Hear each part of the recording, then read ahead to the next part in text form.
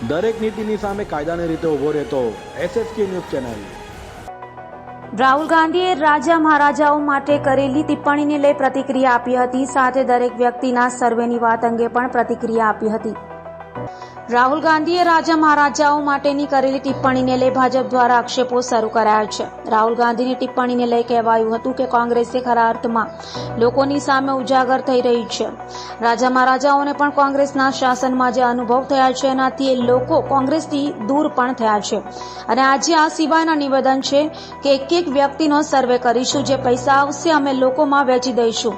કોઈ વ્યક્તિ પોતે મહેનત કરી બચત કરે અને એ બચત બિન અધિકૃત લોકોને આપી દેવાની વાત કરે છે તો એવો પણ આક્ષેપ કરાયો હતો કે મુસ્લિમ લોકો અને ઘૂસપેટિયાઓને આપી દેવાની વાત કરો છો, એ સાખી લેવામાં આવશે નહીં। રાજા મહારાજા માટે પણ રાહુલે કહ્યું છે કે જમીન લઈ લે છે એમ કોંગ્રેસ સ્પષ્ટ કરી રહ્યા છે, તો કોંગ્રેસ જમીન હડપવાનું કામ વર્ષોથી કરી રહ્યું છે તેવું પણ જણાવાયું હતું।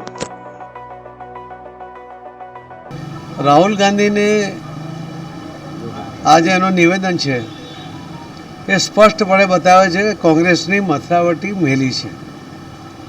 આજ દિન સુધીમાં રાજા મહારાજાઓ માટેની આ પ્રકારની ટિપ્પણી કરીને કોંગ્રેસની માનસિકતા એમણે ખરા અર્થમાં લોકોની સામે ઉજાગર કરી છે।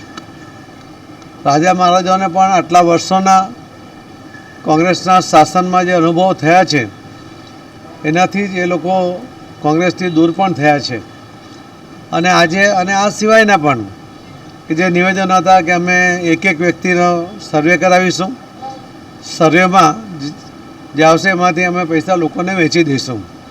કોઈ વ્યક્તિ પોતે મહેનત કરે, રાત દિવસ મહેનત કરીને પોતાના માટે અને પોતાના સંતાનો માટે કોઈ બચત કરે અને એ બચત તમે જેને બિનઅધિકૃત લોકોને વેચી દેવાની વાત કરો, લઘુમતીને વેચી દેવાની વાત કરો, જે મુસ્લિમોને વેચી દેવાની વાત કરો, જે ઘૂસપેઠિયાઓ છે એમને વેચી દેવાની વાત કરો, એ તો સરાસર અન્યાય છે અને ભારતીય જનતા પાર્ટી કોઈ પણ સંજોગોમાં આવા એમના કરતૂતોને ચલાવી લેશે નહીં। જે હમણાં એમણે રાજા મહારાજાઓ માટેનું પણ જે વાત કરી જેમાં પણ એમણે સ્પષ્ટ કબૂલ કર્યું છે કે અમે એમની ભૂમિ લઈ લીધી, એટલે એમની જમીનો લઈ લીધી, એમની મિલકતો લઈ લીધી। આ લઈ લેવાનું, હડપ કરવાનું આ કામ કોંગ્રેસ વર્ષોથી કરતી આવી છે અને ફરીથી આજે એ સ્પષ્ટ થયું છે। ધન્યવાદ।